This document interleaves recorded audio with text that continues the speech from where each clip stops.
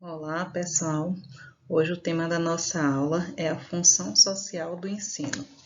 Essa aula é baseada num texto de Antônio Zabala, chamado A Função Social do Ensino e a Concepção sobre os Processos de Ensino, sobre os processos de aprendizagem, instrumentos de análise.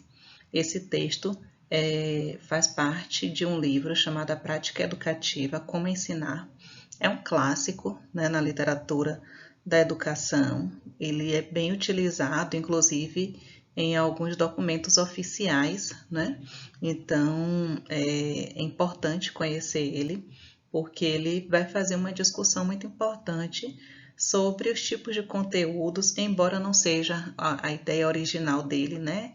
Seja do César Coll, mas ele desenvolve, né, e vai fazendo toda uma reflexão sobre os tipos de conteúdos, o que é que a gente pensa sobre o ensino, por que que a gente ensina algo ou deixa de ensinar. Então ele vai fazendo essa reflexão que é muito importante.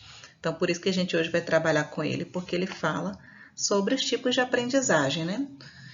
Então, eu sou a professora Carla Fiais, da disciplina Fundamentos dos Processos de Ensino e Aprendizagem, do Unifasb. Para começar, eu trago para vocês um poema do Carlos Drummond de Andrade, que diz assim: ó meu Deus, é um trecho dele, né? Deus que livre vocês de uma escola em que tenho que copiar pontos. Deus que livre vocês de decorar sem entender nomes, datas, fatos. Deus que livre vocês de aceitarem conhecimentos prontos mediocremente embalados nos livros didáticos descartáveis. Deus que livre vocês de ficarem passivos, ouvindo e repetindo e repetindo e repetindo. Eu também queria uma escola que ensinasse você a conviver, a cooperar, a respeitar, a esperar, a saber viver numa comunidade em união. Que você aprendesse a transformar e criar. Que lhes desse múltiplos meios de vocês expressarem cada sentimento, cada drama, cada emoção. Ah, e antes que eu me esqueça, Deus que livre vocês de um professor incompetente. Tá? Então, esse aqui é um trechinho de um poema que vem falar um pouquinho, né, dessa nossa aula de hoje, né? Então, para começar, né, a gente vai para uma discussão sobre o que é aprendido, né, na escola. Muitas vezes, né, a gente aprende e nós como professores, né, também ensinamos certos conteúdos com objetivos propedêuticos, ou seja, né, a gente tem uma série de disciplinas que tem por objetivo serem a base, né, de outras disciplinas que vêm no futuro, mas quando a gente fala de uma disciplina propedêutica, seria uma disciplina que é básica, né, que ela é a base para as que vêm no futuro. Mas, de qualquer forma, o objetivo dela é sustentar aquela disciplina que está por vir, né? Então, quando a gente se refere, né, ao objetivo propedêutico, a gente está dizendo algo que está determinado pelo valor que ele vai ter daqui a algum tempo, né, a longo prazo. E no caso específico, né, do ensino, muitas vezes o papel da escola tem sido esse, né, de favorecer ou de facilitar a capacitação profissional a longo prazo e não pensar no presente, né? Pensando, por exemplo, na questão do aproveitamento, né, de quanto aquela escola, quantos alunos daquela escola vão ser aprovados numa outra escola que tem um processo seletivo, ou mais adiante ainda, né, quantos dessa escola vão ser aprovados no Enem. Antigamente se falava no vestibular, né, e inclusive às vezes fazem propagandas muito com esses números.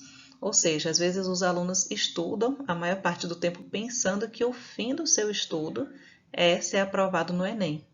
Isso pode gerar, inclusive, uma certa desorganização, porque depois que termina, que se comemora tanto, né, a passagem no vestibular, não se sabe que, na verdade, né, o maior processo mesmo ainda está por vir, né, a sua formação, a sua transformação, às vezes. Vocês que estão fazendo psicologia aí podem dizer melhor, né? Então, o papel da escola deve ser realmente, né, seletivo e propedêutico, né, ou exclusivamente só seletivo e propedêutico, ou deve cumprir outras funções, né, além dessas de pensar no futuro. Quais são as nossas intenções educacionais? O que é que eu espero do meu aluno, né? O que eu pretendo que meu aluno consiga? Então, são algumas reflexões que todo professor e qualquer pessoa que trabalhe na área de educação precisa fazer.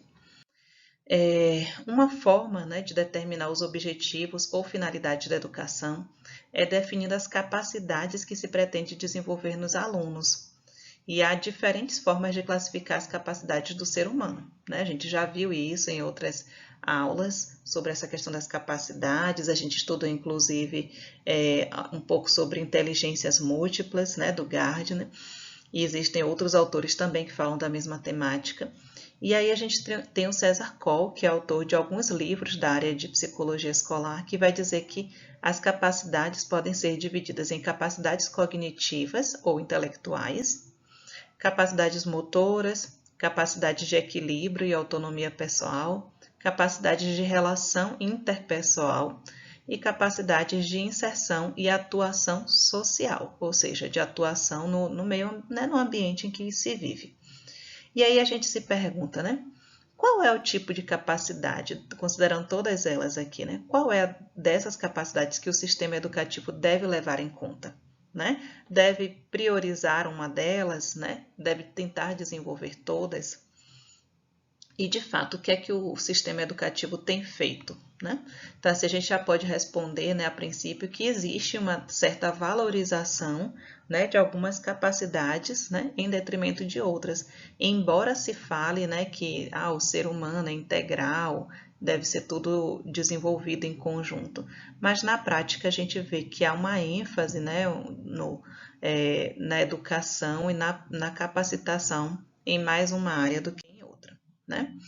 Então, a escola deve se ocupar das demais capacidades ou é tarefa da família, né? Por exemplo, a questão interpessoal deve ser desenvolvida em família, né? Ou de outra instância, sei lá, como a igreja, por exemplo. Então, educar é formar cidadãos e cidadãs que não estão parcelados em compartimentos estanques, em capacidades isoladas, né?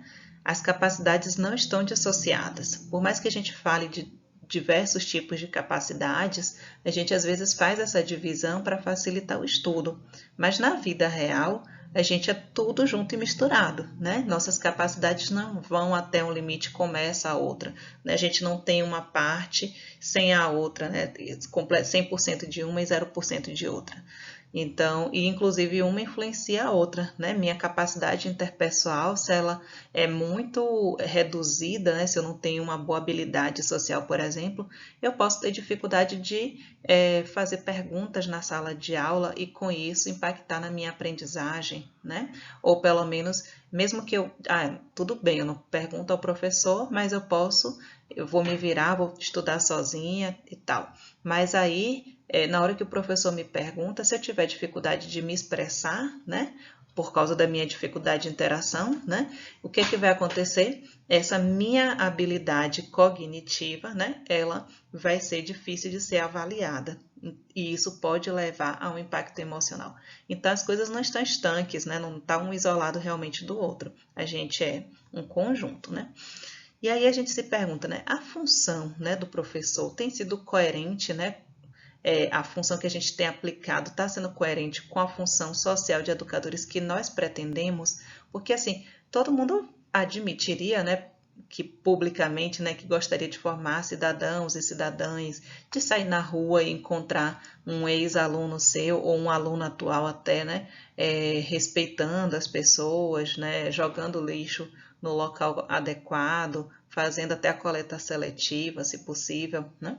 Acho que ninguém vai discordar disso. Mas a atividade que a gente tem feito tem levado a esse resultado, né? Então, por trás de qualquer intervenção pedagógica consciente, né, toda vez que a gente faz uma intervenção, se esconde uma análise sociológica e uma tomada de posição que sempre é ideológica. Né? Às vezes a gente tem escutado muito falar recentemente, né, do termo de ideologia como se fosse uma palavra pejorativa, né? Mas ideologia não é uma palavra pejorativa, é um conceito, né? Ideologia é tudo que a gente tem de pensamento, né, que baseia as nossas ações. Então, a gente sempre tem uma ideologia por trás das nossas ações, seja ela consciente ou não, né? Às vezes a gente tenta ser neutro, mas essa neutralidade também é um posicionamento, também é uma escolha, né? Então a gente não tem como ser neutro. De verdade, nós somos seres humanos, né? Inclusive na ciência, quando, independente da área que você atue, pode ser a área que você ache mais neutra possível, até nela existe um posicionamento, né?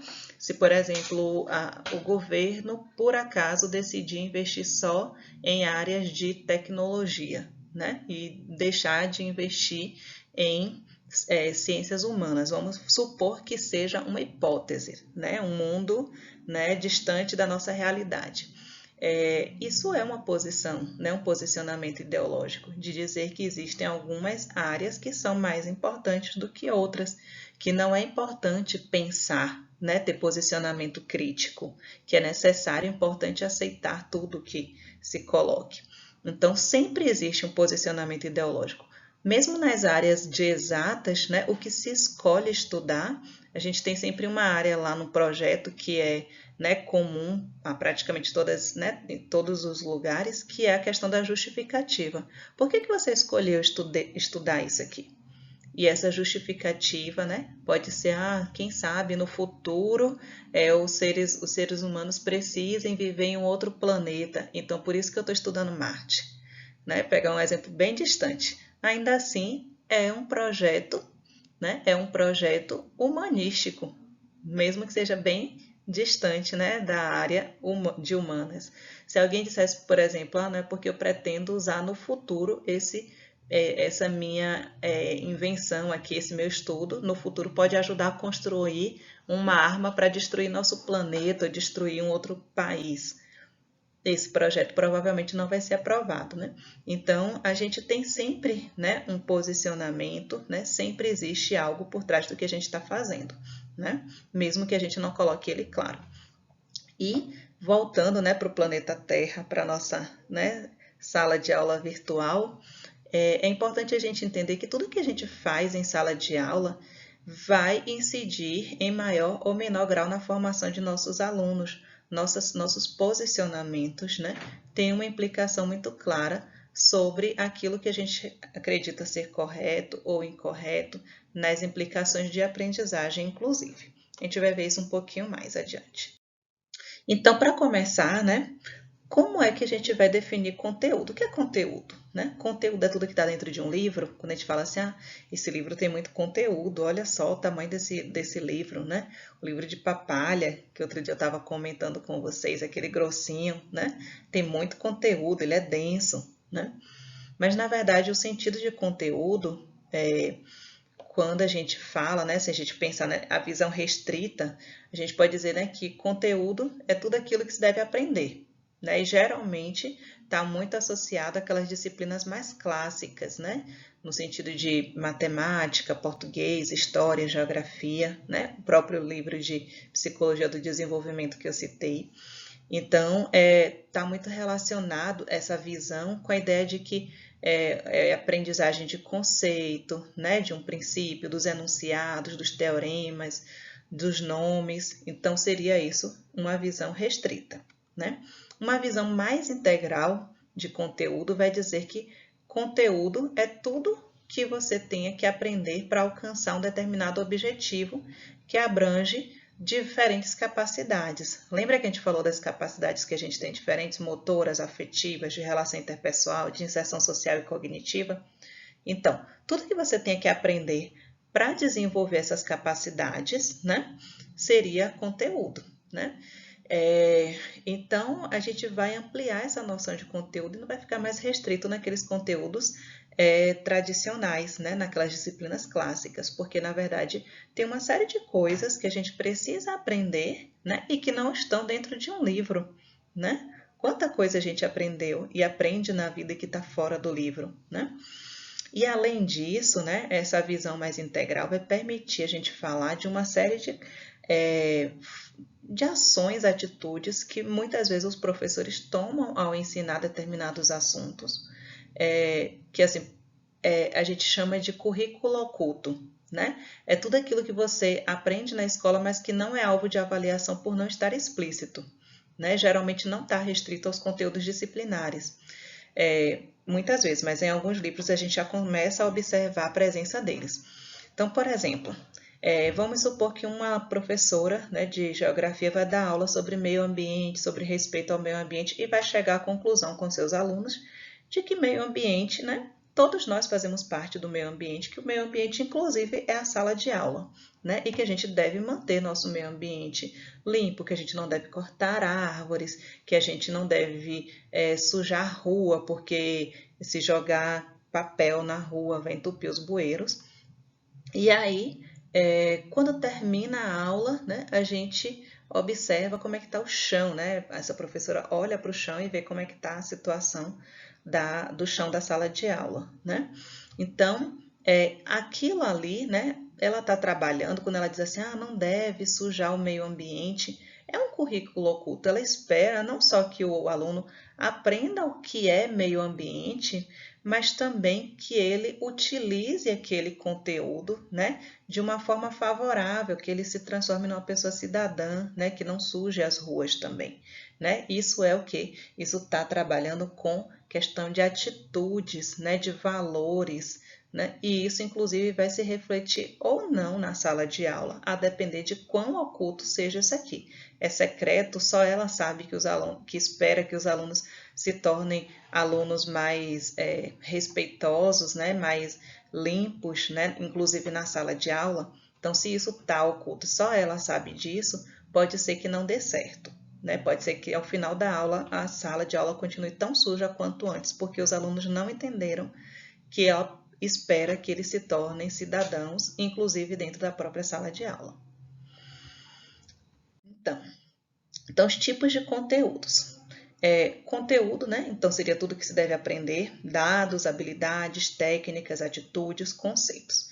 E aí a gente pode dividir os conteúdos em conceituais, que aí a gente vai dividir em dois tipos, que seriam aprendizagem de conceitos e fatos. E aí seria tudo aquilo que você espera, né, que o aluno saiba, tudo que se deve saber, se a gente fosse colocar em uma pergunta, o que se deve saber? Então, são os conceitos e os fatos. Então, por exemplo, o que é que se comemora hoje, né, no dia 2 de julho? Estou gravando a aula hoje, né, no dia anterior à aula de vocês. O que é um ácido, o que é uma base, né? O que é uma nuvem, o que é um rio, o que é o inconsciente coletivo, né? O que é reforço positivo. Então, são conceitos e fatos. Procedimentais, o que se deve saber fazer, né? Como assim? Tudo que eu preciso fazer, aprender a fazer. Como é que as plantas nascem? Então, eu poderia dizer que o conceito, né, o fato, você bota uma semente e aí depois ela vai brotar. Mas o procedimental é como aquilo acontece, né? Geralmente nas escolas, todo mundo já passou por esse experimento aqui de plantar o feijão no algodão. Então, isso aqui é um exemplo, né, de conteúdo procedimental, tudo que se deve saber fazer. Então, em diversas áreas, né, algumas áreas ou determinadas fases, né, do ensino, a gente observa que há um uso muito mais frequente, né, dos conteúdos conceituais, né, do que dos procedimentais. Outras têm mais procedimental. A gente já vai também pensar um pouquinho sobre isso. E atitudinais seria como é que se deve ser? O que é que eu espero do meu aluno? Né? Como é que eu espero que ele seja como pessoa? Então, se a gente responder essas perguntas aqui, essas 3 perguntas, a gente estaria entendendo sobre o que é que eu estou ensinando. O que é que eu estou fazendo na minha aula, né? Estou dando ênfase a um conteúdo conceitual, a um conteúdo procedimental ou atitudinal, né? Então, a maior parte dos exames, né, das avaliações, valoriza os conteúdos conceituais, né? Eles têm um enfoque muito maior do que os outros 2 tipos, né? Ou pelo menos os atitudinais muitas vezes estão escondidos nos conteúdos ditos ocultos, né? Nos objetivos ocultos. Então, a forma com a qual a gente aprende, né, em cada uma das etapas, também entre os níveis de escolarização, vai variar, né, entre as escolas e também entre os professores. Então, a gente tem essa diferenciação. Por exemplo, às vezes na educação infantil é muito mais comum observar as crianças fazendo as coisas, né? Vamos lá para a cantina aprender como é que faz um macarrão, como é que se conta, qual é a quantidade que se usa de cada condimento, de cada material para fazer uma determinada comida, né? Então está trabalhando a matemática no fazer, né? Vamos para o jardim plantar, vamos para o jardim regar as plantas, vamos dar comida para o coelhinho, né? Então isso é procedimental, né? Atitudinal às vezes está implícito, olha, precisa respeitar o coleguinha, não pode bater, tem que esperar a vez de falar. Isso a gente usa até hoje, né, na faculdade, tem que esperar a vez do outro de falar, né? Cada um de uma vez, levanta a mão se quer falar, né?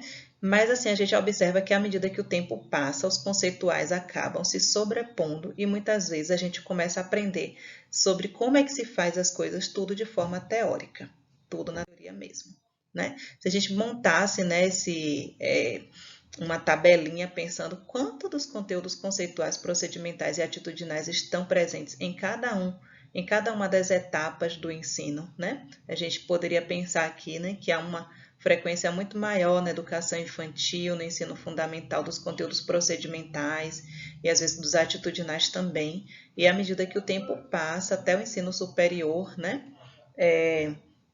formação profissional também técnica, os conceituais acabam se sobrepondo, às vezes na formação técnica, né, tem um pouquinho mais de procedimental, mas no ensino superior o foco está principalmente nos conteúdos conceituais, que é um incômodo, né, de modo geral, que eu sei que vocês todos têm com relação a isso, é quando é que a gente vai fazer o estágio, né? E aí a gente pergunta, né, os conteúdos trabalhados numa determinada unidade estão em acordo com os objetivos, né? Os objetivos estão coerentes com as intenções educacionais? As atividades propostas são suficientes e necessárias? Os conteúdos com os quais se trabalha foram realmente aprendidos, né? Então, assim, quando você coloca como objetivo, né, uma determinada atividade para o que você espera, né, que seja aprendido em cada unidade de um semestre, por exemplo, ou de um ano letivo, será que você está utilizando, né, os objetivos estão coerentes com as intenções que tem lá, né, no planejamento, né, pedagógico da escola, né? As atividades que foram feitas foram suficientes para se aprender aquele conteúdo, né? E no final, será que eles foram realmente aprendidos, né? Então, a gente precisa entender que não existe, né, uma única corrente de interpretação dos processos de ensino-aprendizagem, né? Durante muito tempo, o fato, né, de existirem várias correntes psicológicas tentando explicar, né, como é que se aprende, fez com que houvesse uma certa discussão sobre o que é que estava, qual delas era mais correta. Então, se a gente pensar, por exemplo, na teoria, a gente tem contribuições de Skinner, né, com behaviorismo, falando como se aprende. A gente tem contribuições de Piaget, de Vygotsky e de tantos outros que a gente já viu ao longo do semestre. Só que nem sempre existe um acordo entre eles, né? A própria psicanálise, cada um utiliza uma nomenclatura diferente. Em alguns momentos, inclusive, parecem haver divergências, né? E aí isso fez com que dentro da educação houvesse até um certo desprezo dos estudos da psicologia da aprendizagem, né? E um retorno para formas mais tradicionais de atuação na sala de aula, né? Que são aquelas atuações que focam, né, no modelo de ensino mais transmissivo, né, com aulas mais expositivas, em que o aluno é mais um observador do que um participante de fato da aula, né? E aí a gente precisa mais uma vez ressaltar, né, que você, sempre que a gente deixa de adotar uma posição, a gente acaba adotando uma outra, né? Aqueles autores, né, pelo menos o Vygotsky, o Piaget e alguns outros, né, que a gente estudou ao longo do semestre, são autores construtivistas que pensam, né, na aprendizagem como um processo em que o aluno também é autor, também faz reflexões. Mas quando eu digo que eu não vou adotar eles porque eles não têm um consenso entre si, eu volto para práticas, para teorias que são muito mais transmissivas, né? Que veem o aluno de uma forma muito mais passiva e menos construtivista. Né? Então, essas formas tradicionais de atuação também têm seu embasamento. Né? Pode não ter um embasamento teórico, né? No sentido de terem sido justificadas cientificamente, mas elas têm uma avaliação, né? Uma interpretação do ponto de vista científico. Né? Então, não é possível ensinar nada sem partir de uma ideia de como as aprendizagens se produzem. Se eu escolho, por exemplo, uma abordagem mais clássica, eu tenho uma concepção de como é que se aprende, certo? Bom, então é importante a gente lembrar o seguinte, que embora não exista um consenso geral, né, entre todas as teorias da aprendizagem, a gente não tem consenso dentro da própria psicologia, mas existem algumas ideias, né, que estão presentes em todas elas. Uma delas é de que as aprendizagens dependem das características singulares de cada um dos aprendizes. Ou seja, só se aprende, né, conhecendo, entendendo que cada pessoa, cada aluno tem suas características próprias. Né? A outra é que a aprendizagem tem a ver com as experiências que cada um viveu desde o nascimento. Ou seja, o que o meu aluno vai aprender, né, eu tenho que tomar por base as experiências que ele já viveu até então. Né? Terceiro item, e isso aqui a gente lembra claramente dos estudos de Ausubel, que a gente aprendeu, né, sobre aprendizagem significativa. A própria Emília Ferreiro, né, que é uma grande autora, né, latino-americana, que vem falar que todos os alunos, quando chegam na sala de aula, já trazem alguma experiência, algum tipo de conhecimento, né? E que essa aprendizagem vai ter como base esse conhecimento anterior. Terceiro, a forma como se aprende e o ritmo da aprendizagem variam segundo as capacidades, motivações e interesses de cada aprendiz. Então, cada um vai aprender de acordo com seus interesses também. Se aquela aula para mim é muito importante porque eu gosto daquele assunto, eu vou aprender de uma forma mais acelerada, né? Eu vou aprender de uma forma diferente, até mais aprofundada. E por último, né, a maneira e a forma como se produzem as aprendizagens são resultado de processos que são sempre singulares e pessoais. Ou seja, no final de um semestre, cada um, né, eu tenho certeza, inclusive na nossa disciplina, que cada um vai ter uma bagagem, digamos assim, especial, diferente, porque prestou mais atenção em determinado assunto, um assunto chamou mais sua atenção, e aí a forma, né, também a realidade que cada um está vivendo nesse momento de pandemia vai ser diferente. E vai fazer com que cada um tenha, né, um nível de conhecimento diferenciado, e não só em termos de nível, mas de qualidade, né? Qual tipo, qual a aula que mais me interessou, que eu mais aprendi. Bom, seguindo essa ideia, né, então, de que de que embora exista, né, uma diferenciação de acordo com as teorias, as abordagens psicológicas, mas uma delas é esse consenso quanto à diversidade como eixo estruturador, né? Uma questão que até o texto traz, né, que é bem interessante, que ele pergunta assim, qual é a altura que um adolescente de 14 anos deve saltar? E aí a resposta seria, mas isso é absurdo, né? Porque depende do adolescente, né? Pode ter um adolescente mais alto, um mais baixinho, um mais gordinho, um que já é mais atlético. Então, para cada um, o professor vai dar um nível de dificuldade diferente daquela mesma atividade e vai auxiliar mais ou menos e, inclusive, fazer orientações, né?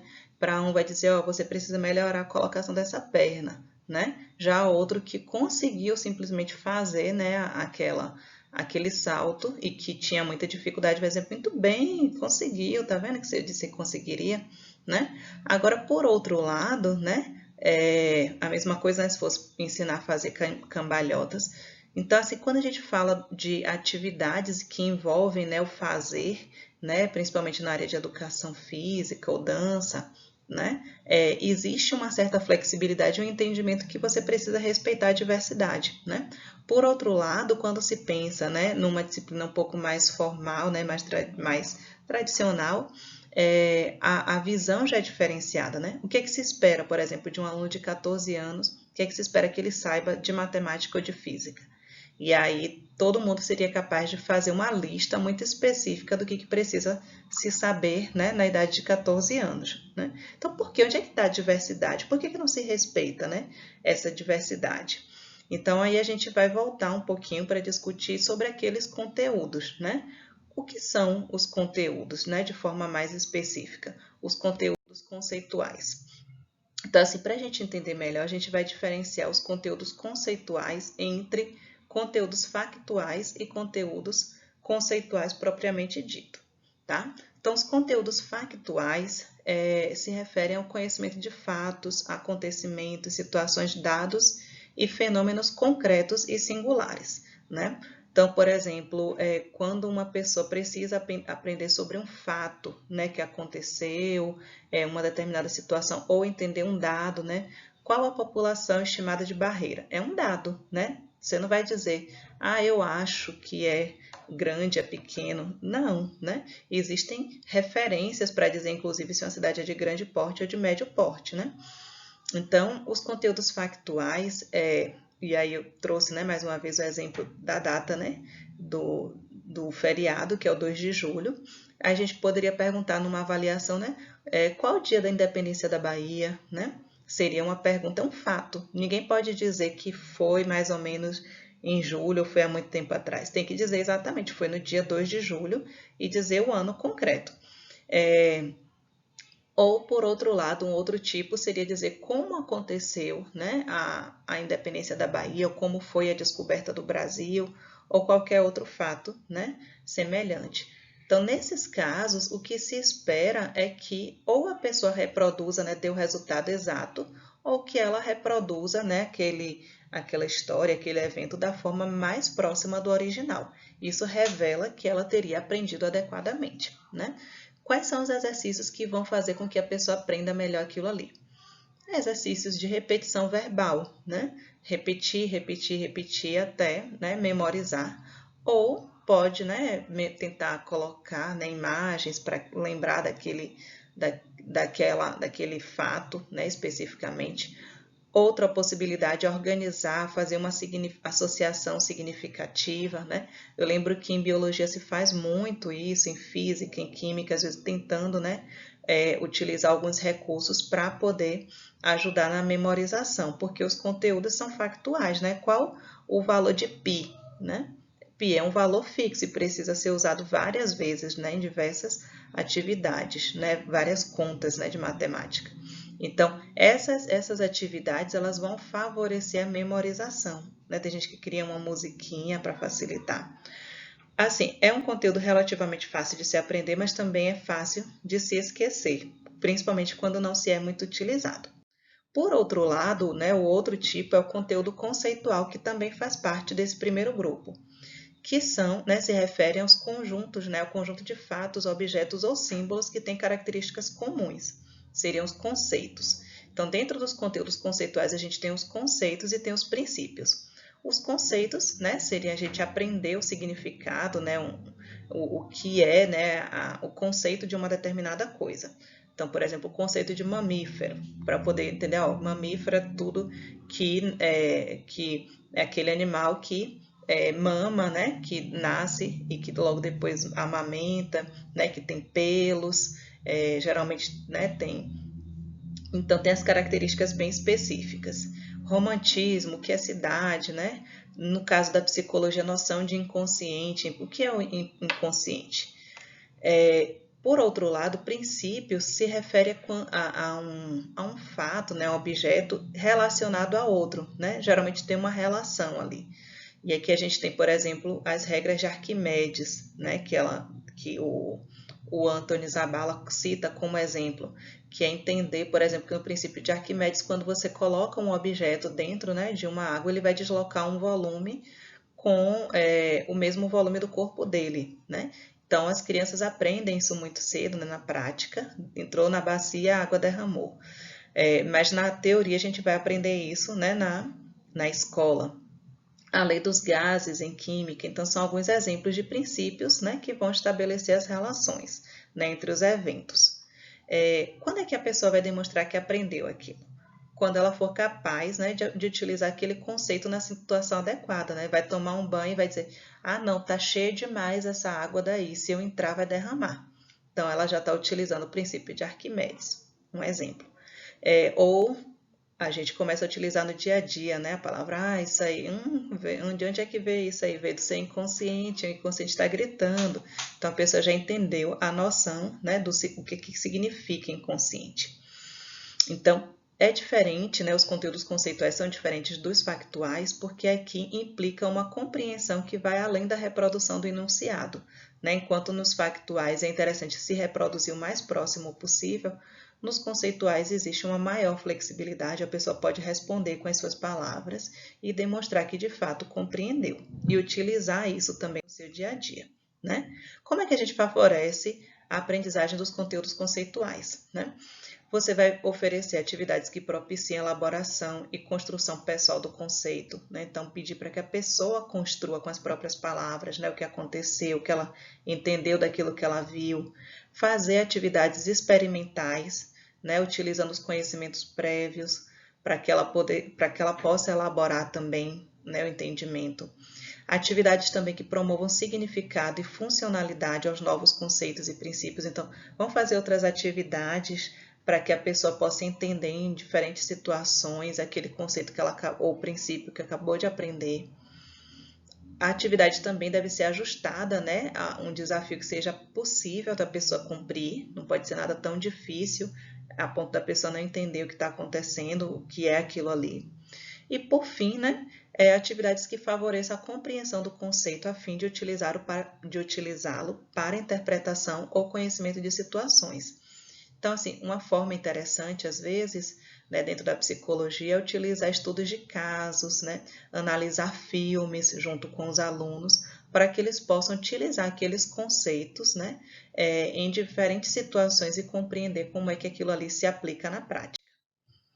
Por outro lado, os conteúdos procedimentais se referem às ações, a todas aquelas aprendizagens em que o aluno tem que fazer, saber fazer, para alcançar um objetivo. Então, são regras, técnicas, métodos, destrezas ou habilidades, estratégias e procedimentos. Então, tudo que a gente diga assim, que seja um verbo, né, ler, desenhar, observar, saltar, analisar, são conteúdos procedimentais, né? Embora quando a gente fale de ler e analisar pareça que é um conteúdo conceitual, não é, porque você aprender a ler, você saber analisar um texto, você aprende isso fazendo, né? E aí você vai ter, só que entre essas atividades aqui vai ter diferença, né? Vai ter aquelas atividades que são mais motoras e tem aquelas que vão ser mais, digamos que elas vão ser muito mais teóricas, né? Então, há uma diferença nesse sentido, mas todas elas se referem ao fazer, saber fazer. Então, o que é que vai favorecer a aprendizagem desse tipo de conteúdo? A realização das ações, exercitar isso de forma várias vezes, né? Refletir sobre aquela atividade que está sendo feita, né?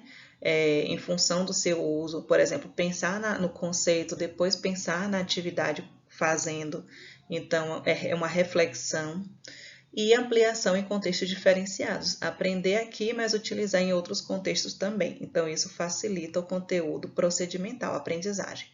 Aqui eu coloquei o exemplo, né, de um laboratório de psicologia com um ratinho, que hoje em dia não é mais utilizado, né? A gente tem agora os modelos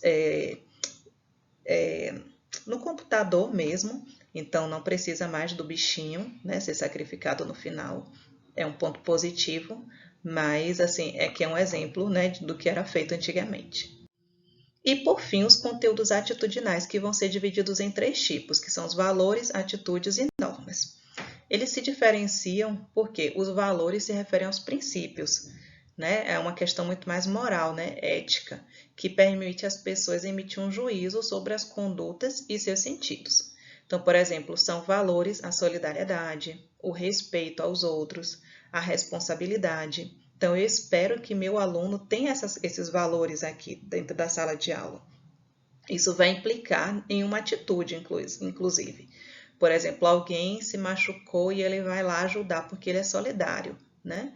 Então, ele vai cooperar com os outros porque ele é solidário, ele respeita, né, os outros, ele não vai fazer bullying.